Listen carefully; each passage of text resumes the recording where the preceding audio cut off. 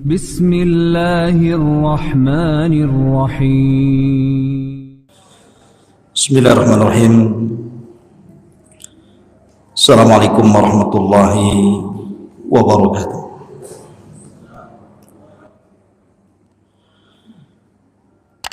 Alhamdulillah. Alhamdulillahilladzi arsala rasulahu bil huda wa dinil haqq liyudhhirahu 'alad dini kullihi wa kafa billahi syahida wa kafa billahi wakila. Asyhadu an la ilaha illallah wahdahu rabbi la syarika lah wa asyhadu anna Muhammadan 'abduhu wa rasuluhu alladzi la nabiyya ba'dahu. Faqala Allahu 'azza wa jalla ya ayyuhalladzina amanu taqullaha haqqa tuqatih wa la tamutunna illa wa antum muslimun, amma ba'du. Hadirin dan hadirat yang dimuliakan Allah Subhanahu wa taala. Alhamdulillah, di malam hari ini Allah Subhanahu wa taala masih mempertemukan kita di salah satu taman daripada taman-taman surga. Sebagaimana sabda Nabi sallallahu alaihi wasallam, "Idza marartum bi riyadil jannati farta'u." Apabila kalian melintasi taman di antara taman-taman surga, singgahlah di situ. Kemudian sahabat bertanya, "Wa mariyadul jannati ya Rasulullah?" Apa yang Anda maksudkan dengan taman-taman surga itu, wahai Rasul? Maka Nabi SAW mengatakan, hilaqudz dzikri, orang yang berhalaqah-halaqah, kemudian dalam halaqah itu tidak lain dan bukan dalam rangka mengingat Allah Subhanahu wa taala. Maka berbahagialah kita berada di taman daripada taman-taman surga. Namun demikian tidak banyak orang yang mau duduk di taman-taman surga. Kemudian salawat dan salam kita haturkan kepada Nabi besar Muhammad sallallahu alaihi wasallam. Allahumma salli ala Muhammad wa ala alihi wa sahbihi wa man sara ala nahjihi ila yaumiddin. Pembahasan di malam hari ini masih membahas tentang muqaddimah dari tanda-tanda kemunculan kiamat besar. Dan saya sudah memberikan muqaddimah tentang kemunculan Al-Mahdi Al-Muntadhar, Imam Mahdi yang ditunggu-tunggu kaum muslimin. Nabi SAW pernah mengatakan, mulukud dunya arba'atun, bahwa raja-raja yang pernah menguasai dunia itu ada 4. Mu'minani wa kafiran, yang 2 seorang mukmin dan yang 2 orang kafir. Adapun yang mukmin adalah Nabiullah Sulaiman dan juga Dzulqarnain. Adapun yang kafir Namrud dan juga Bukhtun Nasr. Kemudian Nabi SAW menambahkan wa khamisuha, dan yang kelimanya adalah Al-Mahdi, Al-Imam Al-Mahdi yang namanya Muhammad Ibn Abdillah, yang akan muncul di akhir zaman.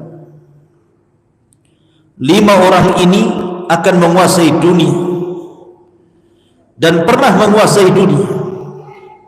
Adapun yang 4 sudah berlalu zamannya.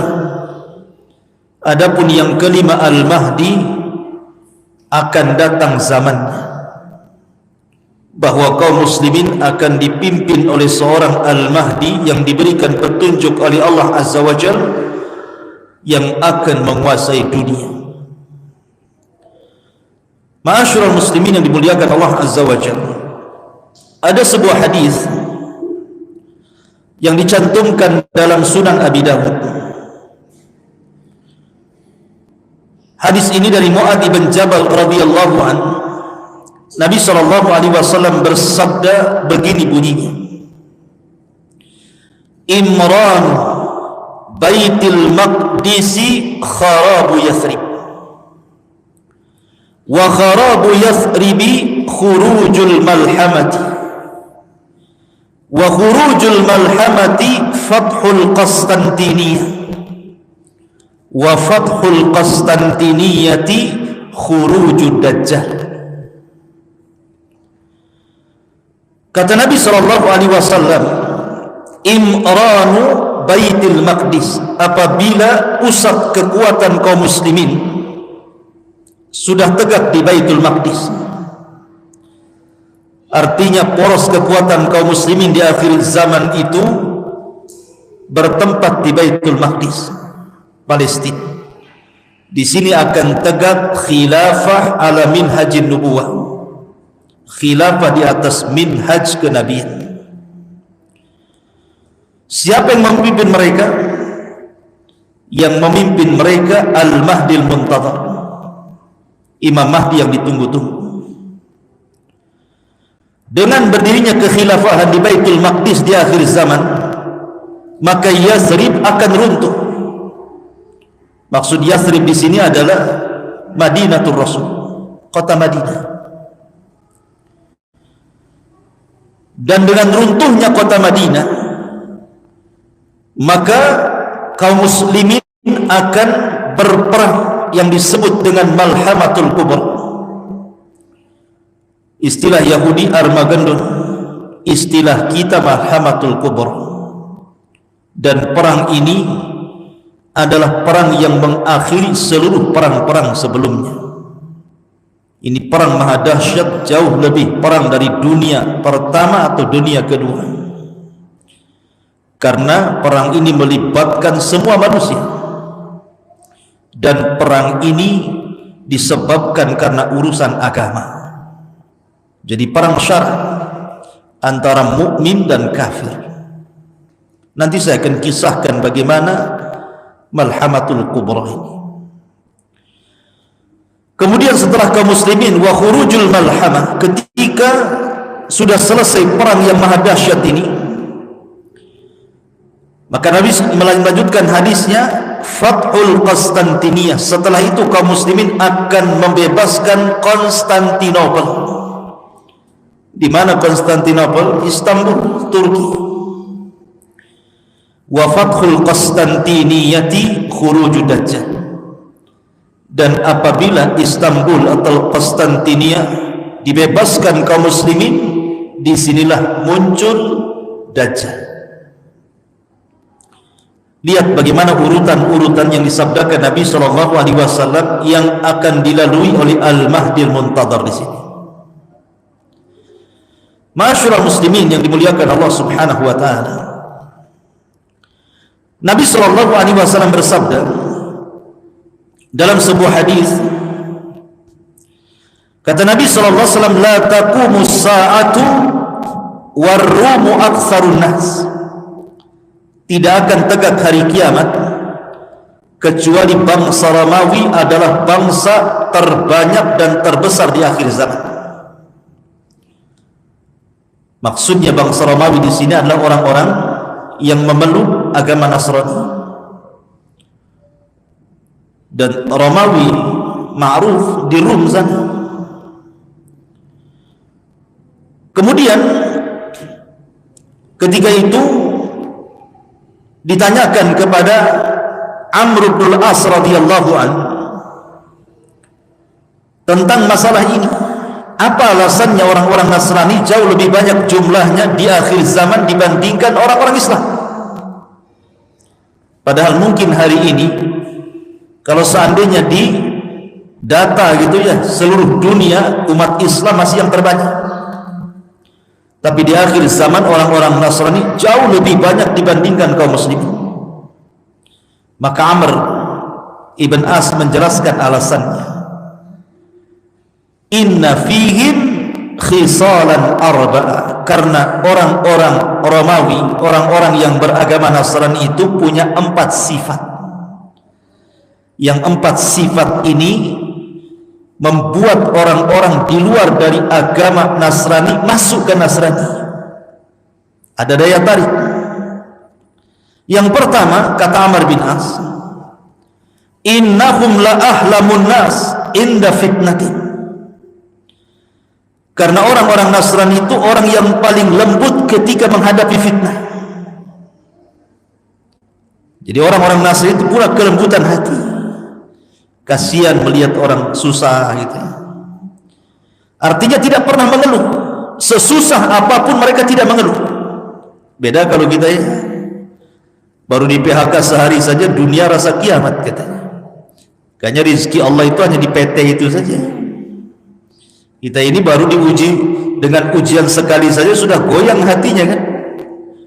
Lah orang Nasrani tidak. Mereka lembut hatinya. Yang kedua, kata Amr ibn As radhiyallahu anhu, wa asra'uhum ifaqatan ba'da musibatin. Kalau mereka terkena musibah, mereka tidak akan lama menangis. Mereka akan cepat bangkit. Beda dengan kita ya. Jangan musibah kematian, musibah istri lari dari rumah saja sudah stres gitu ya. Kepikiran saja.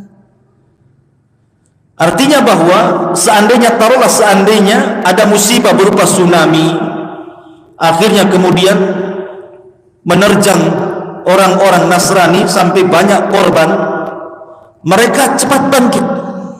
Mereka tidak mau terpuruk seperti itu. Itulah kelebihannya orang Nasrani di zaman itu, maksudnya di akhir zaman. Kemudian yang nomor 4, wa khairun nas li masakinihim wa du'afaihim. Orang Nasrani itu, orang Romawi Nasrani ini, mereka paling baik khususnya kepada fuqara wal masakin. Mereka suka nolong. Makanya dakwahnya kristenisasi itu menggunakan kekayaan dan diberikan kepada fuqara wal masakin. Makanya mudah orang-orang masuk Nasrani kan. Sebab kalau kita ini berdakwah ngajak orang di luar Islam masuk ke dalam Islam, dan mereka orang-orang susah, mereka akan mengatakan kami tidak butuh dalil, kami butuh beras. Akhirnya kemudian banyak orang yang tidak mau memeluk Islam. Kalau seandainya kita mengajak manusia dengan ekonomi, banyak orang tertarik. Makanya saya dulu waktu saya masih di Singapura, saya punya kawan orang Thailand, orang Patani. Dia jarang sih, sekali-kali lah ke Singapura. Jadi dia cerita, rupanya setelah saya tanya-tanya, dia ketua perhimpunan mu'allaf di Thailand saja, di Patani itu. Dan bukan 1-2, sudah ribuan orang-orang pedalaman masuk Islam karena dia. Ketika itu saya tanya, dengan apa? Padahal secara lulusan agama, artinya sekolah gitu, dia tidak pernah kuliah di luar negeri, ilmunya pas-pasan, tetapi dia bisa mengislamkan ribuan orang-orang pedalaman masuk dalam Islam. Jadi saya katakan kuncinya apa? Kemudian dia mengatakan, saya membagi-bagikan kartu nama. Mak, kartu nama saja orang bisa bahasa Islam. Kartu nama, depannya alamat kantornya, belakangnya ucapkanlah 2 kalimat syahadat maka Anda akan selamat. Jadi saya tanya, hanya dengan kartu nama? Ya, dengan kartu nama. Tapi kartu nama itu diselipkan di beras 1 karung. Jadi diselipkan di beras 1 karung, di telur 1 krat gitu, dikasihkan. Jadi bukan orang lihat kartu namanya, karena dikirim beras itulah setiap bulan. Akhirnya nengok kartu nama, akhirnya mereka pun berkumpul bersyahadat. Lihat, terkadang orang bisa masuk Islam itu karena ekonomi faktornya kan awalnya, tapi ribuan orang bisa masuk Islam. Luar biasa.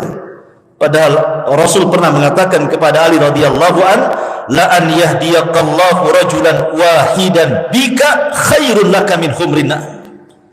Kalau lantaran lisanmu satu orang saja dapat hidayah, itu jauh lebih baik daripada unta merah, kinayah daripada dunia yang teramat mahal. Ini yang ketiga.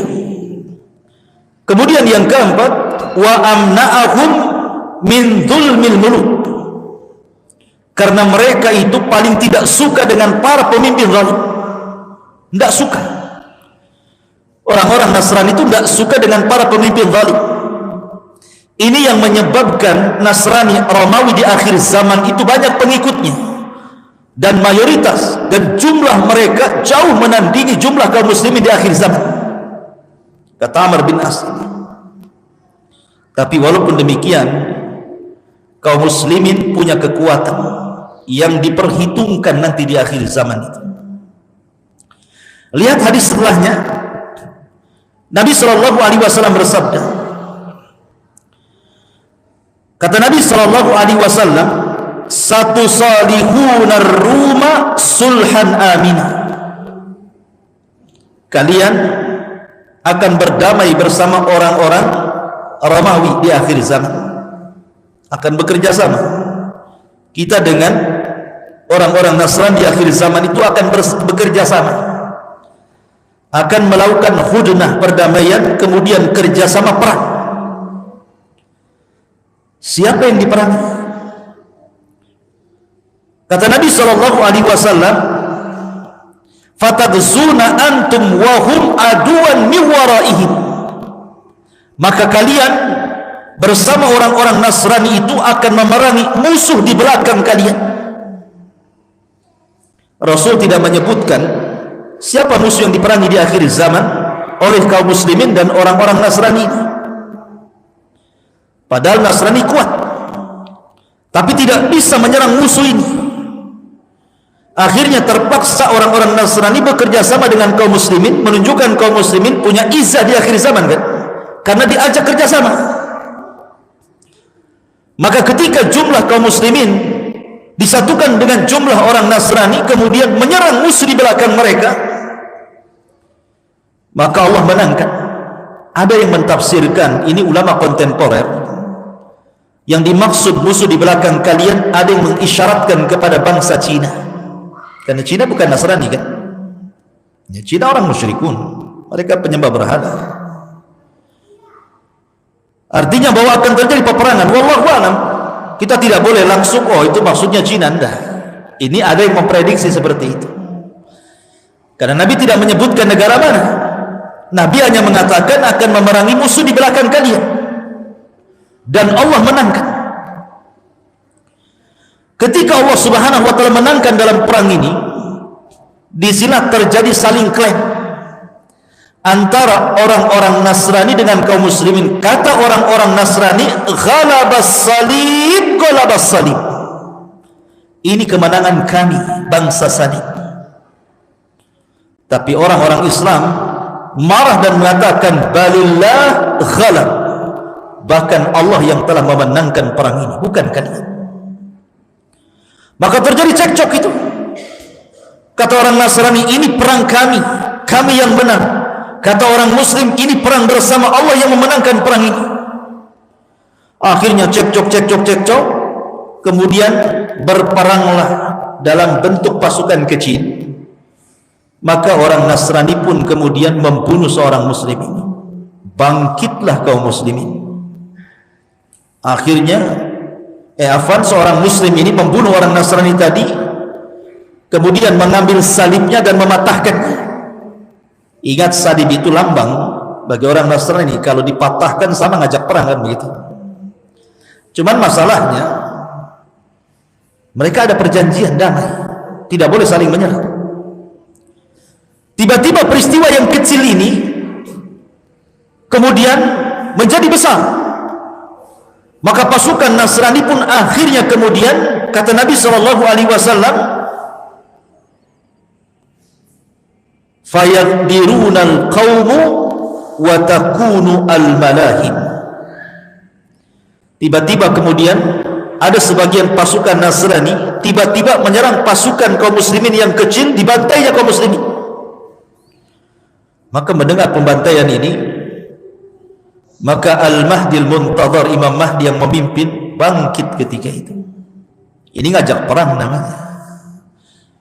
Sudah di luar kesepakatan, mau ngajak perang kalian. Disinilah terjadi dua pasukan yang berhadap-hadapan antara kubu kaum muslimin dengan kubu Nasrani Romawi. Perang inilah yang disebut dengan Malhamatul Kubra, dipimpin oleh Al-Mahdi Al-Muntadhar yang kelak akan muncul di akhir zaman. Ma'asyiral muslimin yang dimuliakan Allah Subhanahu wa taala, apa kata Nabi? Fayastami'una lakum fayatunakum fi 80 ghayah ma'a kulli ghayatin 10,000. Maka mereka orang-orang kafir itu, orang-orang Nasrani itu akan datang membawa pasukan untuk memerangi kalian sebanyak 80 negara. Ghayah itu artinya negara. Jadi negara-negara yang sama agamanya, Nasrani, akan bergabung. Setiap negara membawa 10.000 pasukan. 10.000 kali 80 kan itu. Berapa ribu pasukan tuh? Artinya kaum muslimin kalah jumlah di sini. Tetapi bagi kaum muslimin jumlah itu tidak mempengaruhi dalam perang. Karena Allah Subhanahu wa taala mengatakan, kam min fi'atin qalilatin ghalabat fi'atan katsiratan bi'idznillah. Betapa banyak kelompok kecil mampu mengalahkan kelompok besar, semua karena izin Allah. Bukan karena peralatan yang canggih, bukan karena ketangkasan perang, bukan. Menang kalah itu semua takdir dan izin Allah Subhanahu wa taala. Ma'asyiral muslimin yang dimuliakan Allah Azza wa Jalla, dan itu sudah terbukti dalam sejarah. Perang Badar, kaum muslimin sedikit menang. Khaybar dan perang-perang yang lainnya. Akhirnya kemudian ketika mereka berhadap-hadapan, maka terjadilah pertempuran hebat yang disebut dengan Armageddon, atau dalam bahasa kita Malhamatul Kubra. Kenapa perang itu disebut malhamah? Malhamah itu diambil dalam bahasa Arab dari kata-kata lahmun. Lahmun itu artinya daging. Ishtaraitu lahman fis suq, aku beli daging di pasar. Lahmun itu daging artinya. Lah kenapa pula perang itu kemudian dinisbatkan kepada daging? Karena kalau orang sedang berhadap-hadapan, dua-duanya bawa pedang, kemudian saling sabet sana sini, tentu daging ini akan muncrat kemana-mana. Saking dahsyatnya perang itu, sampai-sampai daging itu melayang ke langit dari sabetan-sabetan perang itu. Makanya disebut Malhamatul Kubra. Dari sini nanti ada penjelasan para ulama bahwa di akhir zaman perang itu tidak akan menggunakan teknologi lagi. Artinya akan kembali ke zaman jadul, ke zaman tombak, ke zaman pedang, ke zaman panah, ke zaman kuda, ke zaman unta gitu. Lalu kenapa alat-alat teknologi itu kemana? Ya ada. Boleh jadi karena Allah sudah keringkan bahan baku yang ada di bumi sehingga tidak bisa lagi dijalankan. Mungkin jadi besi mati kan itu, jadi besi tua, nggak bisa dipakai, pesawat nggak bisa terbang. Akhirnya kembali ke zaman pedang lagi akhirnya. Dan itu nanti diketahui dari hadis ketika mereka memerangi Konstantinia tanpa perang, hanya dengan takbir negara itu roboh. Nanti di akhir zaman. Ma'asyiral muslimin yang dimuliakan Allah Azza wa Jalla, lah perang Malhamatul Kubra ini yang dipimpin oleh Al-Mahdi Al-Muntadhar, Imam Mahdi yang kita tunggu-tunggu, berhasil mengalahkan orang-orang Nasrani. Pertanyaannya, kemana Yahudi? Kenapa tidak ikut terlibat? Dan kenapa kemudian tidak bekerja sama orang-orang Nasrani dan Yahudi memerangi kaum muslimin di akhir zaman? Orang Yahudi ketika itu karena jumlah mereka tidak banyak dibandingkan jumlah kaum muslimin dan juga orang Nasrani, mereka ketakutan dan bersembunyi. Jadi orang-orang Yahudi bersembunyi, tidak berani menampakkan batang hidungnya. Makanya kenapa penyebab Dajjal itu keluar? Kata Nabi SAW, la yakhrujud Dajjal illa ala ghadbatin yadribuha. Tidaklah Dajjal keluar kecuali karena penyebabnya tersulut emosi karena kemarahan. Apa yang menyebabkan Dajjal itu marah? Karena para pengikutnya tidak berani perang dan para pengecut. Marah Dajjal. Kenapa kalian tidak ikut perang itu? Kenapa kalian sembunyi? Maka Dajjal emosi. Sebab emosi itulah dia keluar. Dan dia bergabung dengan 70.000 orang-orang Yahudi Iran, orang Yahudi Asbahan, Khurasan. Ma'asyiral muslimin yang dimuliakan Allah Azza wa Jalla, kembali kepada perang Malhamatul Kubra. Maka ketika kaum muslimin berhasil kemudian memerangi orang-orang Nasrani sampai ke jantung kota Eropa, sampai ke Eropa sana, bayangkan, dikuasai oleh kaum muslimin. Lalu mana Amerika ini? Kok tidak disebutkan? Mungkin sudah nggak ada Amerika di zaman itu, mungkin tinggal Eropa, karena kekuatan orang-orang Nasrani ada di Eropa masalahnya. Lah kaum muslimin itu sampai ke jantung kota Eropa, menguasai negeri-negeri. Dari sini Nabi SAW dalam urutan yang tadi saya baca, kata Nabi SAW, setelah Arab runtuh gitu ya, kemudian Malhamah, kemudian setelah Eropa dikuasai, maka mereka pun mengarah ke Konstantinopel. Konstantinopel tidak diperangi dengan cara perang, tidak, tapi cukup dengan takbir kota itu sudah roboh. Karena melihat kekuatan kaum muslimin yang dahsyat, orang Nasrani saja dikalahkan gitu, maka Konstantinopel lebih mudah lagi. Cukup dengan suara takbir menggema, menakutkan orang-orang. Apalagi Rasul pernah mengatakan, di antara 5 yang dikhususkan kepadaku dan tidak diberikan kepada para nabi dan rasul adalah rasa takut yang ditimpakan kepada musuh sejauh perjalanan 1 bulan. Jadi mendengar pasukan orang Islam saja, musuh sudah ciut itu ketakutan. Makanya dengan takbir saja kota itu sudah roboh. Makanya ketika sampai di Konstantinopel, kaum muslimin tenang-tenang saja. Mereka yu'allikuna suyufahum, mereka letakkan pedang-pedang mereka di pohon-pohon zaitun. Dari sinilah kemudian terdengar berita hoax bahwa Dajjal sudah muncul di Khurasan dan akan menjumpai anak-anak mereka yang ada di Palestina, Syam.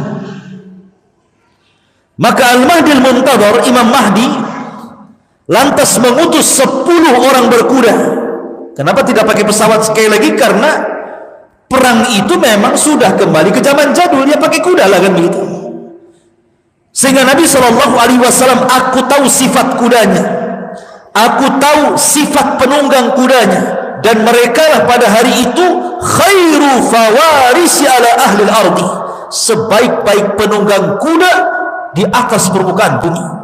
Saking cepatnya dari Eropa, dari Konstantinopel, bayangkan, menuju Palestina untuk memastikan Dajjal itu muncul atau tidak. Rupanya berita itu hoax, Dajjal tidak muncul. Balik lagi mereka melaporkan bahwa Dajjal tidak muncul. Tetapi setelah peristiwa itu Dajjal muncul. Dan ingat, Dajjal itu keluar di negara yang mayoritasnya orang-orang Syiah. Di mana? Iran. Di situ ada kota namanya Asfahan. Di kota Asfahan itu, disitulah kotanya orang-orang Yahudi di Iran.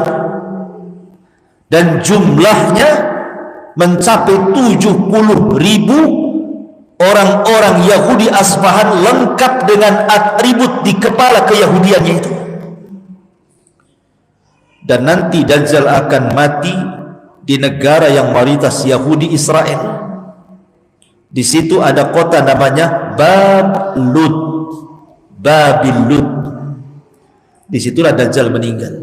Muncul dari negara yang mayoritas Syiah, meninggal di negara yang mayoritas Yahudi. Seolah-olah ada hubung kait Syiah dengan Yahudi di sini. Ya. Masyurul muslimin yang dimuliakan Allah Azza. Adapun kisah Dajjal itu ada kisah tersendiri panjang. Kita kembali kepada kisah Al-Mahdi Al-Muntadhar. Lah Imam Mahdi Al-Muntadhar, Imam Mahdi yang ditunggu-tunggu, Muhammad ibn Abdullah Al-Alawi Al-Hasani, yang Allah Subhanahu wa taala perbaiki dalam satu malam. Kan Imam Mahdi itu kan tidak tahu dirinya bahwa dia akan menjadi Imam Mahdi dan dibaiat oleh kaum muslimin. Kan tidak tahu. Kalau orang sekarang sudah tahu aku Imam Mahdi, saya Mahdi baiat saya. Loh, Imam Mahdi itu tidak tahu dia kalau Imam Mahdi. Gimana pula kok tahu saya Mahdi baiat saya, katanya. Hadis Nabi yang mengatakan bahwa Imam Mahdi itu tidak tahu kalau dia akan diangkat menjadi imam besar. Tahu-tahu setelah banyak kekacauan di mana-mana, bumi dipenuhi dengan kezaliman, kemudian anak-anak muda mulai bangkit gitu kan, ingin merubah tapi tidak bisa. Maka berkumpullah para talabatul ilmi, para ulama di musim haji. Ketika itu mereka melihat anak muda yang cocok sifat-sifatnya sama seperti Imam Mahdi yang disabdakan Nabi SAW. Maka tiba-tiba mereka mengatakan, "Antal Mahdi, engkau Imam Mahdi, kami siap berbaiat kepada anda." Ini orang ini, anak muda yang tiba-tiba kemudian diklaim Imam Mahdi, kagetlah kan begitu. Kok bisa saya Imam Mahdi? Tunggu dulu, bahasa saya jangan begitu.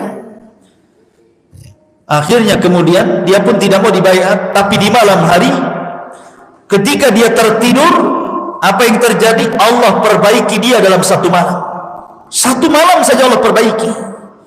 Yang tadinya tidak punya ilmu agama yang mumpuni, Allah berikan ilmu agama yang mumpuni.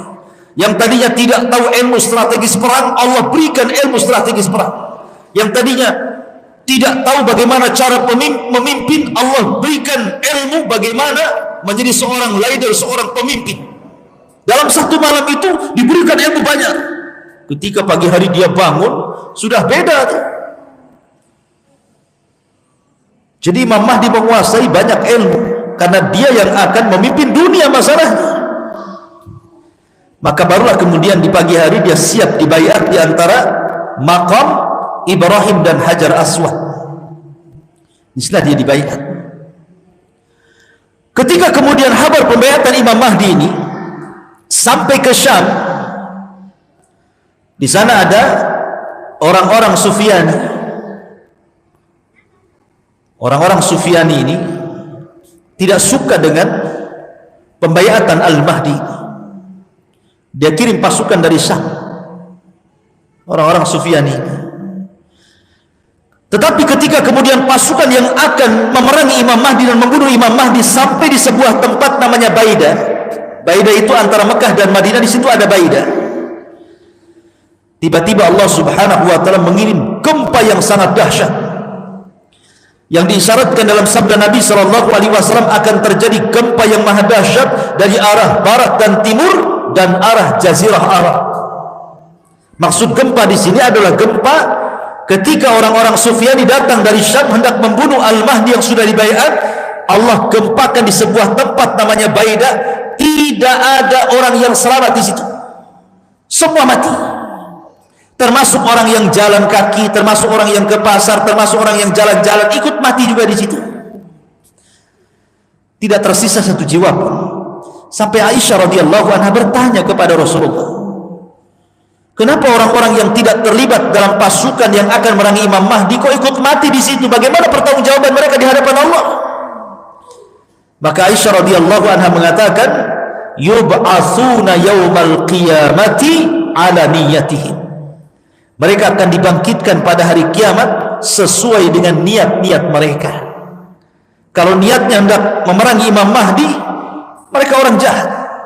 Tapi kalau niatnya jalan ingin ke pasar, jalan ingin berdakwah, jalan ingin sebuah hajat meninggal, maka tentu beda hukumnya dengan orang yang meninggal dalam rangka untuk memerangi Al-Mahdil Muntadhar yang baru saja dibaiat. Dan ini ciri-ciri yang paling zahir, ciri-ciri yang paling tampak. Kalau sudah ada gempa di Baida antara Mekah dan Madinah dan menenggelamkan pasukan perang yang sangat besar, berarti Imam Mahdi sudah muncul. Kalau belum ada gempa di Jazirah Arab, jangan harap Imam Mahdi muncul, karena ini tanda yang paling jelas. Pertanyaannya, orang-orang yang mengklaim sebagai Al-Mahdi, di Arab sudah ada gempa belum tuh? Di Baida sudah ada gempa belum? Karena kalau dia mengaku Imam Mahdi dan mengklaim kemudian dibaiat, maka dia akan dibunuh oleh orang-orang Sufyani dari Syam. Akan dibunuh. Mereka bawa pasukan besar untuk membunuh Al-Mahdi, tapi Allah tenggelamkan di Baida.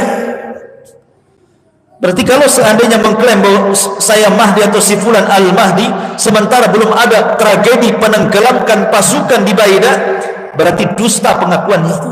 Karena itu alamat yang paling jelas munculnya Imam Mahdi. Ada gempa di Baida antara Mekah dan Madinah. Ketika itu, maka Al-Mahdi pun diminta untuk datang ke Palestina. Maka bergeraklah dari Mekah dibaiat, kemudian ke Madinah dibaiat, banyak orang Arab yang ikut baiat. Kemudian Imam Mahdi pun datang ke Palestina karena kekuasaan kaum muslimin di situ. Dari sini hadis Nabi SAW, apabila khilafah minhaj nubuwah itu sudah berdiri di Baitul Maqdis. Karena sebelumnya mereka hanya pasukan-pasukan ya biasa bertempur melawan orang-orang di luar daripada Islam, tapi belum tercapai sebuah khilafah.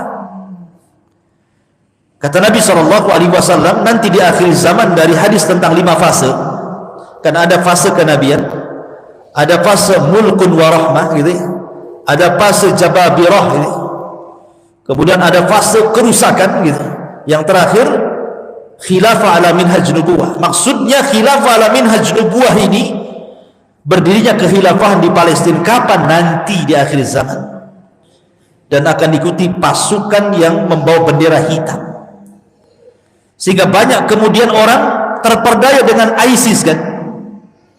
Ketika berdirinya negara ISIS di Irak dan juga Syam, banyak orang yang menyangka kemunculan Imam Mahdi karena bendera yang mereka acungkan itu bendera berwarna hitam bertuliskan la ilaha illallah. Setelah perang dengan Amerika kalah, masa pasukan Mahdi kalah? Dia akan menang, tidak akan kalah. Akhirnya banyak orang-orang yang tertarik dari semua negeri, sampai dari Indonesia ketipu. Banyak orang datang dari negeri kita kemudian gabung dengan ISIS yang ada di Syam dan Irak, disangkanya itu pasukan Mahdi. Pasukan Mahdi dari Hong Kong. Itu bukan pasukan Al-Mahdi, itu para pengacau, para teroris, dan ulama sudah memfatwakan faham mereka persis seperti paham Khawarij. Karena manhaj mereka manhaj takfir, mengkafir-kafirkan di luar kelompoknya. Siapa yang tidak berbaiat kepada pemimpin mereka kafir. Akhirnya semua kaum muslimin yang tidak ikut dengan ISIS itu dikafirkan, semua halal darahnya. Ini kan ngeri, ikhwan. Masyaallah muslimin yang dimuliakan Allah, muncul lagi sekarang istilah Taliban. Sekarang sudah muncul lagi karena Taliban menguasai Afghanistan. Amerika menyingkir, NATO juga menyingkir, akhirnya dikuasai lagi. Sekarang udah muncul lagi prediksi nih. Nah, antum baca YouTube tuh ada aja yang prediksi, ini tentara Imam Mahdi sudah muncul, Taliban katanya, yang akan menguasai dunia. Dari mana Anda katakan seperti itu? Hadis Nabi tidak ada kalimat Taliban. Ya boleh jadi, ya boleh jadi tidak, tapi jangan menjazam. Jangan memastikan bahwa mereka adalah tentara Al-Mahdi. Mana dalil Anda? Dari mana Anda mengatakan seperti itu? Nanti ketika Al-Mahdi Taliban dikalahkan, muncul lagi kelompok lain, ini pengikut iman. Akan begitu terus jadinya kan? Masyaallah muslimin, maka prediksi-prediksi seperti ini biasanya kalau sudah berprediksi pada perkara-perkara yang gaib, kebanyakan meleset dibandingkan tepatnya. Coba saja Karena tanda-tanda alamat besar itu perkara gaib. Tidak ada yang tahu peristiwanya kecuali Allah Subhanahu wa taala. Lain dengan tanda-tanda kiamat kecil yang setiap hari kita bisa lihat bermunculan di mana-mana. Tapi tanda-tanda kiamat besar itu sama dengan bicara kapan kiamat. Kalau saya tanya kapan kiamat, Anda akan menjawab saya tidak tahu. Begitu juga tanda-tanda kiamat besar. Ini dari umurul gaib, dari perkara-perkara gaib. Kita tidak bisa menjazam, memastikan itu tidak bisa. Apalagi sampai memprediksi 99% loh, hebat kali prediksi ini. Karena sudah banyak yang sebelum-sebelumnya meleset kan. Wah, Ramadan kemarin akan terjadi kiamat besar katanya. Karena akan muncul dukhan, langit akan gelap. Tepat di tanggal berapa? 15 bulan Ramadan. Sampai saya itu punya kawan di Tiban Kampung, orang awam. Jadi di tanggal 15 Ramadan itu dia cerita, saya tidur sama istri saya dibangunkan. Bang, gak boleh tidur bang. Kenapa? Mau kiamat katanya. Subhanallah, orang Tiban Kampung. Kenapa sambil merokok itu? Kenapa kamu? Ini tengok YouTube-nya. Ini malam ini akan terjadi dukhon katanya. Sampai orang Tiban Kampung ketakutan. Gara-gara prediksi 15 Ramadan itu. Ternyata lewat sampai subuh tak ada dukhon. Yang ada dia yang buat dukhon. Dia yang ngerokok keluar dukhonnya. Itulah dukhon. Subhanallah ikhwan. Nggak jadi pula prediksi itu. Maka janganlah kita prediksi inilah itu gitu. Sudah beriman saja akan datang itu. Selesai. Ya sudah isya ikhwan. Insyaallah kita lanjutkan di minggu depan. Subhanallah bihamdika asyhadu an la ilaha illa anta astaghfiruka wa atubu ilaik. Allahu ta'ala. Assalamualaikum warahmatullahi wabarakatuh.